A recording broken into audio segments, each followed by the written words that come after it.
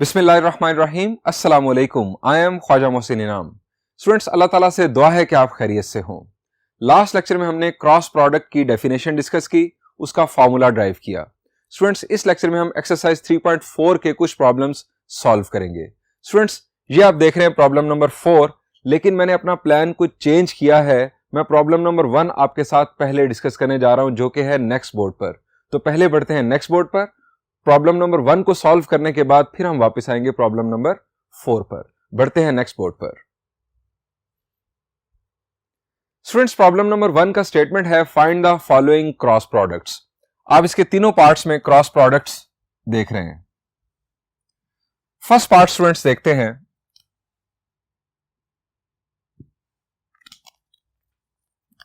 जे cross 2j plus 3k। Students, एक vector ये है और एक वेक्टर ये है। हमें इन दो वेक्टर्स के दरमियान क्रॉस प्रोडक्ट मालूम करना है।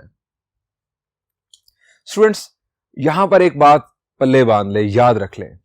अगर आप दो वेक्टर्स का क्रॉस प्रोडक्ट मालूम कर रहे हो, एक वेक्टर के अंदर सिर्फ और सिर्फ एक कंपोनेंट हो, जैसा कि आप पार्ट 1 में देख रहे हैं और पार्ट 2 में देख रहे हैं, तो आप कंपोनेंट फॉर्म में ही आप क्रॉस प्रोडक्ट परफॉर्म कर दें, यानी कंपोनेंट्स का आपस में क्रॉस प्रोडक्ट कर दें। जिस तरह अभी मैं करूंगा कि मैं इस j हैट का क्रॉस प्रोडक्ट 2j हैट के साथ और फिर j हैट का क्रॉस प्रोडक्ट 3k हैट के साथ परफॉर्म करूंगा। इसी तरह इस प्रॉब्लम को सॉल्व करते हुए मैं 2i हैट का क्रॉस प्रोडक्ट k के साथ और फिर -3j हैट का क्रॉस प्रोडक्ट k हैट के साथ परफॉर्म करूंगा। अगर आपके पास एक वेक्टर के अंदर एक कंपोनेंट हो, सिर्फ और सिर्फ i j k एक कंपोनेंट हो, तो फिर आप कंपोनेंट फॉर्म में क्रॉस प्रोडक्ट करें, आपका काम जल्दी हो जाएगा। लेकिन अगर दोनों वेक्टर्स के अंदर दो या दो से ज्यादा कंपोनेंट्स मौजूद हों, तो फिर आपने लगाना है डिटर्मिनेंट फॉर्मूला। कंपोनेंट फॉर्म से भी क्रॉस प्रोडक्ट हो जाएगी, लेकिन आप उसमें कंफ्यूज हो सकते हैं। बेहतर अप्रोच ये होगी कि आप वहां पर डिटर्मिनेंट फॉर्मूला लगाएं, डिटर्मिनेंट को एक्सपैंड करें, आपके पास क्रॉस प्रोडक्ट हासिल हो जाएगा। और ये काम हम करेंगे थर्ड पार्ट के अंदर। तो अब स्टूडेंट्स, फर्स्ट पार्ट का सॉल्यूशन कंप्लीट करते हैं। अब j जो है हमारे पास ये लेफ्ट साइड पर लिखा हुआ है, तो अब j जब क्रॉस प्रोडक्ट होगा तो वो लेफ्ट साइड पर ही लिखा जाएगा। कुछ इस तरह से 2 को साइड पर किया। अब ये दोनों j हैं, तो यहां से तो पता नहीं चल रहा कि आपने इसको लेफ्ट साइड पर लिखा, लेकिन +3j क्रॉस k आप लिखेंगे। j को लेफ्ट साइड पर आपने लिखा। आप जानते हैं कि जो क्रॉस प्रोडक्ट है ये कम्यूटेटिव नहीं होता इन जनरल, सो हम इस चीज का ख्याल रखेंगे कि क्रॉस प्रोडक्ट किस साइड से किया जा रहा है, लेफ्ट साइड से किया जा रहा है या राइट साइड से किया जा रहा है। आप अगर सेकंड पार्ट सॉल्व कर रहे होंगे तो आप लिखेंगे 2 ब्रैकेट में i क्रॉस k, चूंकि k राइट साइड पर है, -3 ब्रैकेट में आप लिखेंगे j क्रॉस k। अब स्टूडेंट्स, j क्रॉस j, शाबाश, क्या होता है? j cross j similar vectors का क्रॉस प्रोडक्ट नल वेक्टर होता है। क्यों? क्योंकि एक वेक्टर का उसी वेक्टर के साथ जो एंगल बनता है वो बनता है 0। तो जो क्रॉस प्रोडक्ट है उसका फॉर्मूला क्या है? u cross v is equal to u magnitude into v magnitude sine of theta n hat.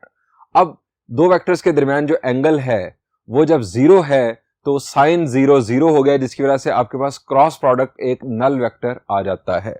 तो स्टूडेंट्स, यहां पर नल वेक्टर जब 2 के साथ मल्टीप्लाई होगा, यानी स्केलर मल्टीप्लिकेशन जब नल वेक्टर के साथ होगी, तो हमें यहां पर नल वेक्टर ही हासिल होगा। आप इसकी जगह पर इस तरह से पहले आप लिख लें, इन दोनों का जो क्रॉस प्रोडक्ट है ये हमारे पास आ गया null vector plus j cross k। अब हमें देखना है j क्रॉस k क्या होता है। इसके लिए मैंने आपको एक ट्रिक बताया था याद रखने का। कुछ इस तरह से दोबारा आपको रिकॉल करवाता हूं। i, j और k। अब i क्रॉस j k के इक्वल होता है, j क्रॉस k i के equal, k cross i j के इक्वल। अगर आप इस डायरेक्शन में चलेंगे, यानी एरोज की डायरेक्शन में चलेंगे, तो क्रॉस प्रोडक्ट का जो आंसर है वो पॉजिटिव आएगा। अगर आप उल्टी डायरेक्शन में चलेंगे, k cross j minus i के equal, j cross i minus k के equal, i cross k minus j के इक्वल। अब इन बातों का, इस चीज का जो प्रूफ है, ये हम पहले डिस्कस कर चुके हैं बड़ी तफसील के साथ लास्ट लेक्चर में। इसमें अब मैं दोबारा नहीं जाऊंगा, आप वो लेक्चर दोबारा देख सकते हैं। सो हमारे पास J क्रॉस K आ जाएगा 2 times of null vector. Null vector के साथ स्केलर मल्टीप्लाई हुआ तो नल वेक्टर ही आएगा। तो स्टूडेंट्स, वो नल वेक्टर जब 3i हैट में ऐड हुआ तो 3i हैट हमारे पास आंसर आ गया। सेकंड पार्ट को आप होमवर्क में खुद सॉल्व कीजिएगा, और थर्ड पार्ट को किस तरह से सॉल्व किया जाएगा डिटर्मिनेंट फार्मूला यूज करते हुए, ये हम प्रॉब्लम नंबर 4 में जाकर डिस्कस करते हैं। प्रॉब्लम नंबर 4 का सॉल्यूशन देखने के बाद आप बासानी इस क्रॉस प्रोडक्ट को भी परफॉर्म कर लेंगे। बढ़ते हैं फर्स्ट बोर्ड की जानिब। Students, this is problem number 4। Problem number 4 में हमें कहा गया है कि ए बी सी ये 3 वेक्टर्स हैं, कंप्यूट करो इन क्रॉस प्रोडक्ट्स को। तो स्टूडेंट्स, सबसे पहले हम फर्स्ट पार्ट देखते हैं।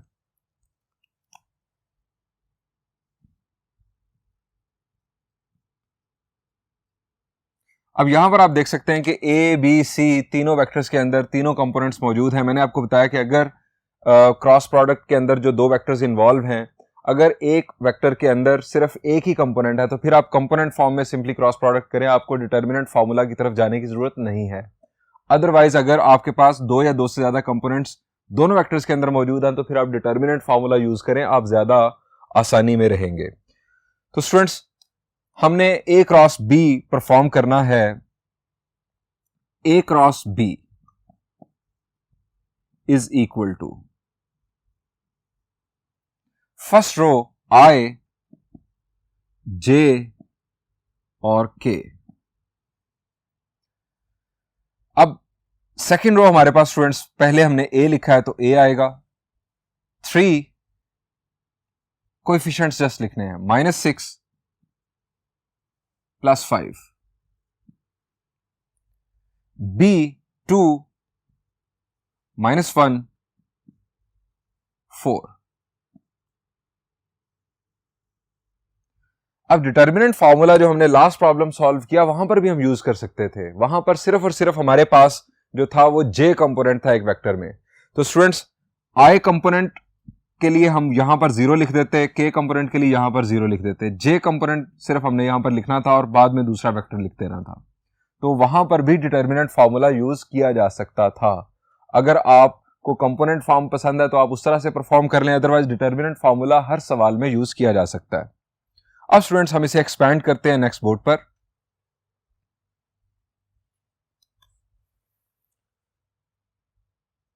ए cross B is equal to I hat, अब इसकी रो और कॉलम छोड़ा, -24 +5। अब यहां आना था फार्मूला का माइनस, लेकिन वो माइनस माइनस हो गया, प्लस 5 1s are 5। डिटर्मिनेंट की एक्सपेंशन हमने यहां पर की, जो कि हमने लास्ट चैप्टर 2 में सीखी, -j। अब स्टार्ट हमारा पॉजिटिव होता है फर्स्ट रोज का, फिर उसके बाद माइनस, फिर उसके बाद प्लस, -j। जे की रो और कॉलम छोड़ा, 3 4s are 12 -5 2s are 10 plus के, रो और कॉलम छोड़ा, -3 और माइनस की वजह से प्लस हो जाएगा, 6 2s are 12। अब इसे सिंप्लीफाई करते हैं, -24 + 5 is -19 I hat। 12 - 10 is 2 -2j। 12 - 3 is 9 + 9k। ये स्टूडेंट्स हमारे पास ए क्रॉस बी का आंसर आ गया।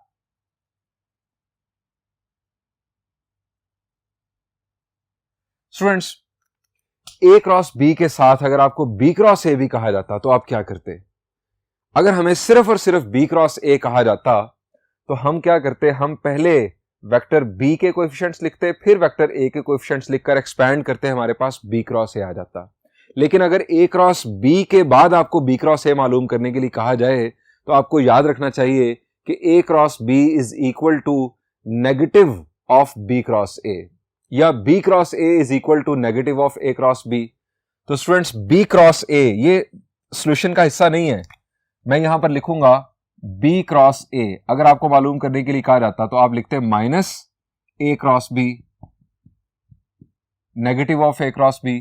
तो बी क्रॉस ए का हमारे पास आंसर आ जाता, आप इसी वेक्टर को नेगेटिव से मल्टीप्लाई कर देते 19i plus 2j minus 9k। ये स्टूडेंट्स हमारे पास बी क्रॉस ए का आंसर आ जाता।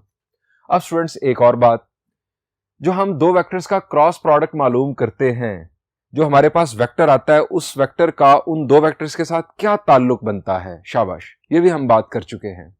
द आंसर इज, जो क्रॉस प्रोडक्ट वेक्टर आता है वो दोनों वेक्टर्स के परपेंडिकुलर होता है। यानी ये जो ए क्रॉस बी वेक्टर आया है, ये वेक्टर ए के भी परपेंडिकुलर है, ये वेक्टर बी के भी परपेंडिकुलर है। आप इसको चेक कर सकते हैं। आप इस वेक्टर का वेक्टर ए के साथ डॉट प्रोडक्ट मालूम करें और वेक्टर बी के साथ डॉट प्रोडक्ट मालूम करें, दोनों डॉट प्रोडक्ट्स का आंसर 0 आएगा। डॉट प्रोडक्ट का आंसर 0 आने का मतलब ये होता है कि वो दो वेक्टर्स आपस में परपेंडिकुलर हैं। अगर आपको क्रॉस चेक करना हो, आपको चेकिंग करनी हो कि आपने ए क्रॉस बी जो वेक्टर मालूम किया है ये सही है या नहीं, तो आप उस वेक्टर का वेक्टर ए और वेक्टर बी के साथ डॉट प्रोडक्ट मालूम करके देख लें। अगर नल वेक्टर आ रहा है तो इससे समझ जाएं कि आपने क्रॉस प्रोडक्ट सही मालूम किया है। इसी तरह बी क्रॉस ए वेक्टर भी जो है ये भी वेक्टर ए के भी परपेंडिकुलर होगा और वेक्टर बी के भी परपेंडिकुलर होगा। अब स्टूडेंट्स एक और सवाल आपसे किया जा सकता है, आपसे कहा जा सकता है कि आप एक ऐसा यूनिट वेक्टर मालूम करो जो ए के लिए भी परपेंडिकुलर हो और बी के लिए भी परपेंडिकुलर हो। एक ऐसा यूनिट वेक्टर मालूम करो जो ए के लिए भी परपेंडिकुलर हो और बी के लिए भी। बल्कि मैं इससे भी पहले बात करता हूं, आपको दो वेक्टर्स दिए गए ए और बी, फर्ज करें आपको सिर्फ दो वेक्टर्स दिए गए और आपको यह नहीं कहा गया कि आप ए क्रॉस बी मालूम करो, आपको कहा गया कि आप ऐसा वेक्टर मालूम करो जो दोनों के लिए परपेंडिकुलर हो, ए के लिए भी और बी के लिए भी। तो समझ जाएं आपको दोनों का क्रॉस प्रोडक्ट मालूम करना है, क्योंकि क्रॉस प्रोडक्ट वेक्टर जो होता है वो दोनों के लिए परपेंडिकुलर होता है। और स्टूडेंट्स ये जो बात मैंने आपको बताई है ना कि दो वेक्टर्स दिए गए और आपको कहा गया कि एक ऐसा वेक्टर मालूम करो जो दोनों के लिए परपेंडिकुलर हो, स्टूडेंट्स ये बात आपको एक्सरसाइज 3.3 के प्रॉब्लम नंबर 5 में पूछी गई थी। वो प्रॉब्लम इनफैक्ट वहां पर नहीं होना चाहिए था, क्योंकि वहां पर क्रॉस प्रोडक्ट का कंसेप्ट हमने डिस्कस नहीं किया था और डॉट प्रोडक्ट के कंसेप्ट की बेस पर हम वहां पर उसे सॉल्व नहीं कर सकते थे।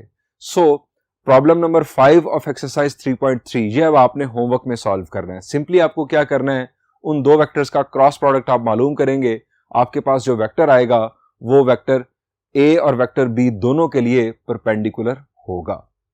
अब स्टूडेंट्स बात को मजीद आगे बढ़ाता हूं। अगर आपसे कहा जाए कि दो वेक्टर्स देने के बाद आपसे कहा जाए कि एक ऐसा यूनिट वेक्टर मालूम करो जो कि दोनों के लिए परपेंडिकुलर हो, तो यहां पर आपको इनफैक्ट एन हैट मालूम करने के लिए कहा जा रहा है। तो स्टूडेंट्स आप क्या करेंगे, आप ए क्रॉस बी जो वेक्टर है, चूंकि ये वेक्टर दोनों के लिए परपेंडिकुलर है, वेक्टर ए के लिए भी वेक्टर बी के लिए भी, आप इस वेक्टर का यूनिट वेक्टर मालूम कर लेंगे। और यूनिट वेक्टर कैसे मालूम किया जाता है, आप किसी वेक्टर को उस वेक्टर के मैग्नीट्यूड से डिवाइड कर दें, आपके पास उस वेक्टर का यूनिट वेक्टर आ जाता है। तो स्टूडेंट्स ये तरीकेकार है unit vector perpendicular to both vectors मालूम करने का। अब स्टूडेंट्स सेकंड पार्ट की अगर बात करें तो बी क्रॉस सी आपको मालूम करना है। पहले आप वेक्टर बी के कोएफिशिएंट्स लिख लीजिएगा, फिर वेक्टर सी के, आपके पास बी क्रॉस सी आ जाएगा। थर्ड पार्ट अगेन मैं आपके लिए सॉल्व करता हूं। इसमें भी कोई मुश्किल बात नहीं है, लेकिन सिर्फ आपको पैटर्न दिखाने के लिए कि सॉल्यूशन लिखा कैसे जाएगा। इसमें दो वेक्टर्स का क्रॉस प्रोडक्ट मालूम करना है। एक वेक्टर है a प्लस बी और दूसरा वेक्टर है a माइनस बी। आप पहले ये दो वेक्टर्स मालूम कर लें। a प्लस बी वेक्टर मालूम करते हैं, 3i minus 6j plus 5k plus 2i minus j plus 4k।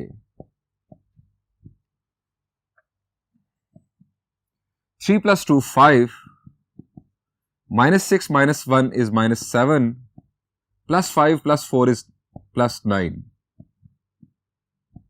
यह आ गया आपके पास a plus b. अब a minus b, 3i minus 6j plus 5k, minus की वजह से अब अगले साइन चेंज हो जाएंगे, 2i plus j minus 4k. a minus b, 3 minus 2 is 1, minus 6 plus 1 is minus 5, plus 5 minus 4 is plus 1. Students हमारे पास a plus b vector भी आ गया और a माइनस b वेक्टर भी आ गया. अब इन दोनों का क्रॉस प्रोडक्ट मालूम करते हैं नेक्स्ट बोर्ड पर.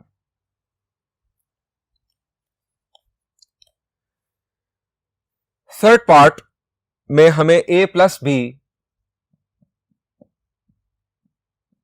क्रॉस a माइनस b मालूम करना है. डिटर्मिनेंट फॉर्मूला i, j और k. a plus b, students ये हमारे पास वेक्टर, इसके कोएफिशिएंट्स लिख लें 5, -7 और 9. उसके बाद a माइनस b 1, -5 और 1. अब इसे एक्सपैंड कर लेते हैं. अगेन आप मार्क कर लें प्लस माइनस प्लस. आई हैट -7, अब ये माइनस है तो ये प्लस हो जाएगा, 9 5s are 45, माइनस j, रो और कॉलम छोड़ा 5 -9 प्लस k, रो और कॉलम छोड़ा -25 plus 7.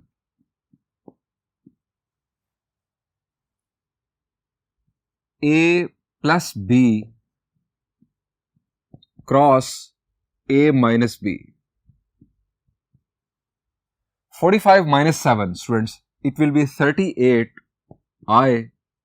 5 minus 9 is -4, minus minus हो जाएगा plus 4j. -25 plus 7 is -18, minus plus minus 18k. ये स्टूडेंट्स हमारे पास वेक्टर आ चुका.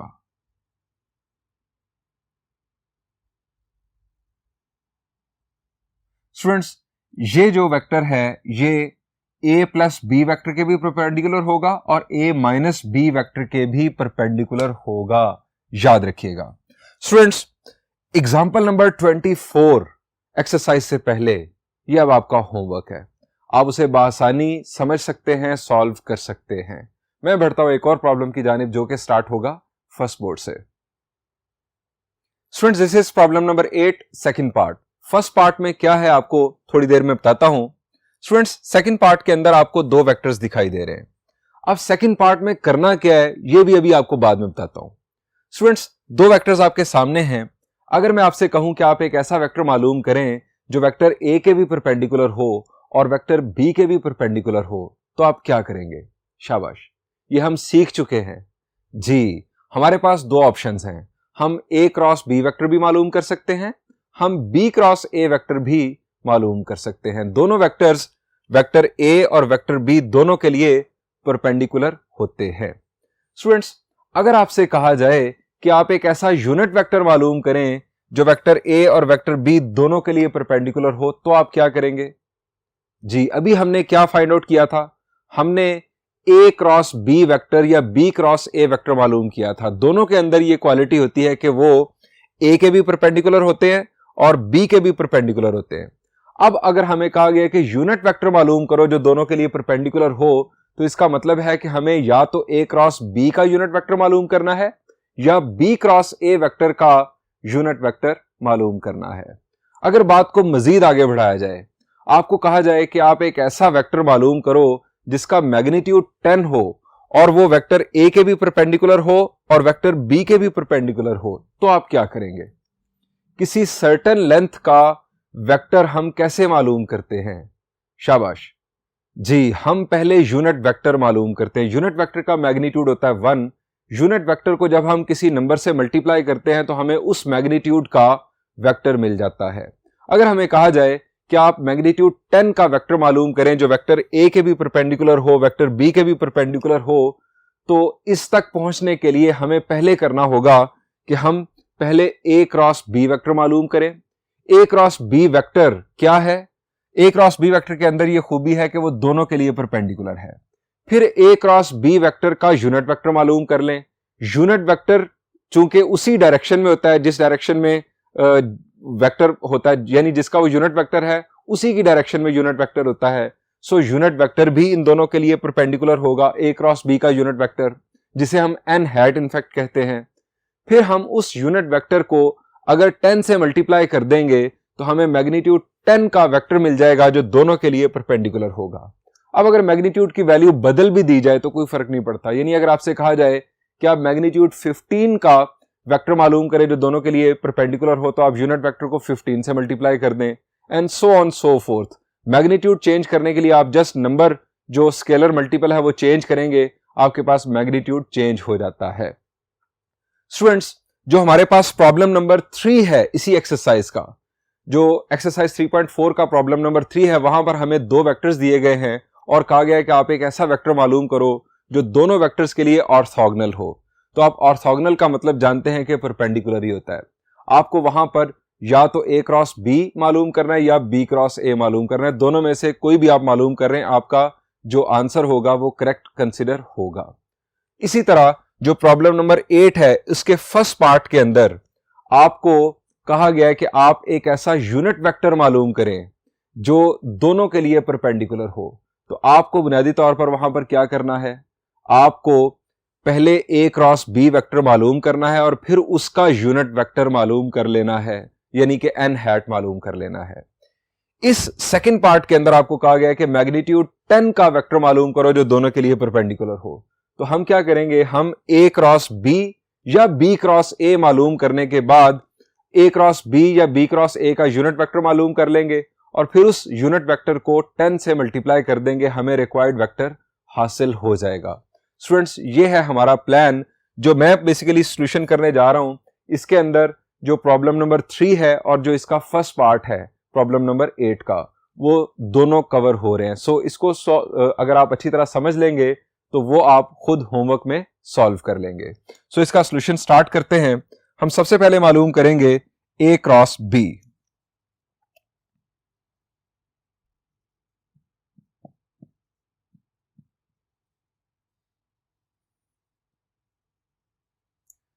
फर्स्ट रो आई, जे और के। अब हमारे पास पहले वेक्टर ए, इसके कोएफिशिएंट्स लिखेंगे 2, -3, 4, फिर 4, -2, -4।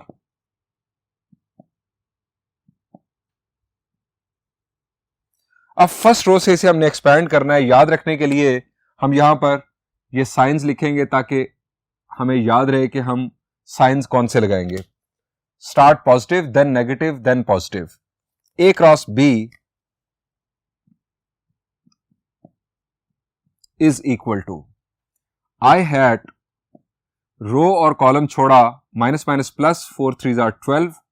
अब माइनस आना था लेकिन इस माइनस की वजह से वो भी प्लस, 4 2 8, माइनस जे, रो और कॉलम छोड़ा, 4 2 8 और 4 4 16,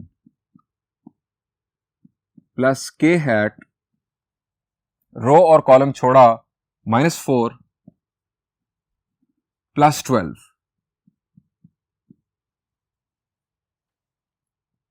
12 plus 8 20 I, -8 -16 is -24, minus minus plus 24j, 12 minus 4 is 8 plus 8k। ये स्टूडेंट्स आ गया हमारे पास ए क्रॉस बी वेक्टर। अगर हमें कहा जाता है कि आप एक ऐसा वेक्टर मालूम करें जो दोनों के लिए परपेंडिकुलर हो, तो वो वेक्टर आपके पास आ चुका है। आप ए क्रॉस बी भी मालूम कर सकते हैं, आप बी क्रॉस ए भी मालूम कर सकते हैं। यहां से बी क्रॉस ए इसी वेक्टर का नेगेटिव वेक्टर होगा। अब हम इसका यूनिट वेक्टर मालूम करने के लिए इसका मैग्नीट्यूड मालूम करते हैं, जो कि होगा नेक्स्ट बोर्ड पर। A cross B magnitude,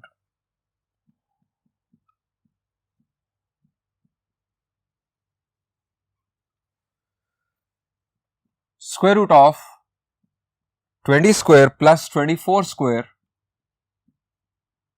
plus 8 square, 20 का स्क्वायर 400 प्लस 24 का स्क्वायर मालूम करते हैं कैलकुलेटर की मदद से। It is 576 plus 64। ये सम परफॉर्म करते हैं,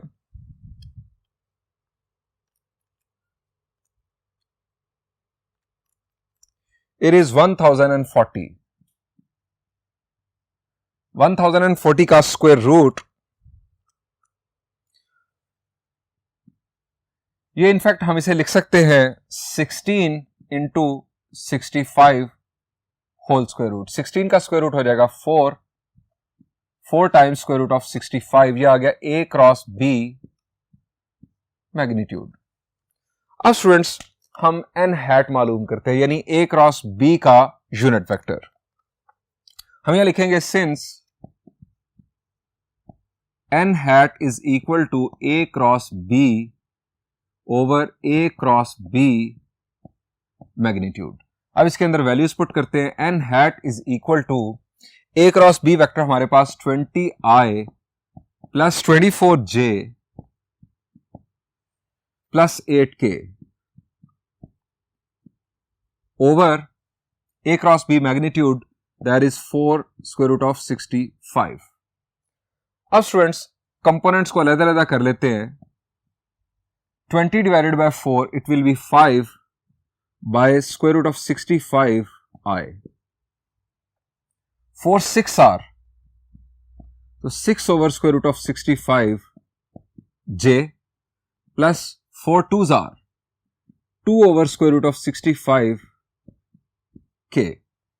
स्टूडेंट्स अगर हमें कहा जाता कि आप एक ऐसा यूनिट वेक्टर मालूम करो जो वेक्टर a और वेक्टर b दोनों के लिए परपेंडिकुलर हो, तो यह है वो यूनिट वेक्टर।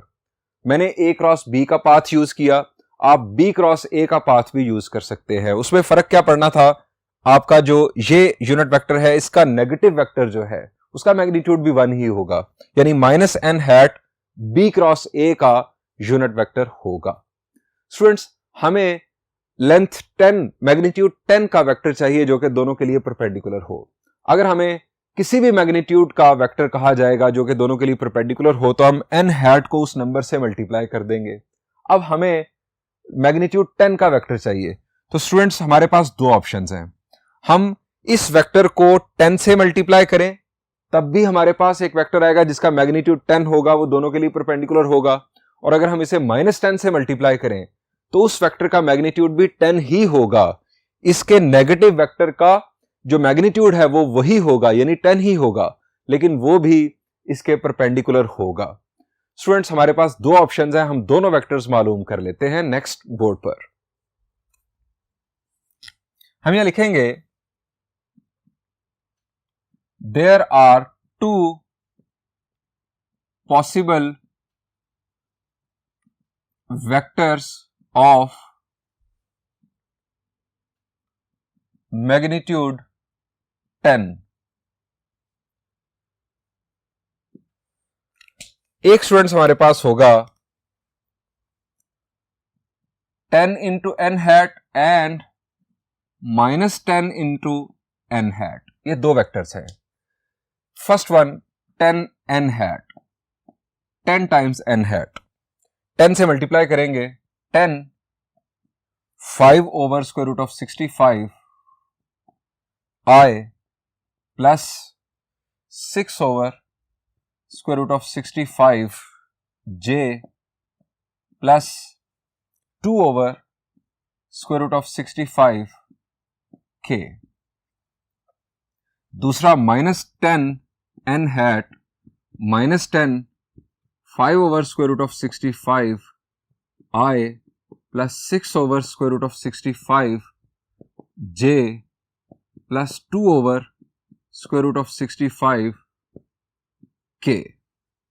स्टूडेंट्स, यहां पर इस प्रॉब्लम का सॉल्यूशन एंड हुआ।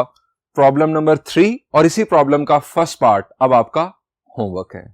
Thank you and Allah Hafiz.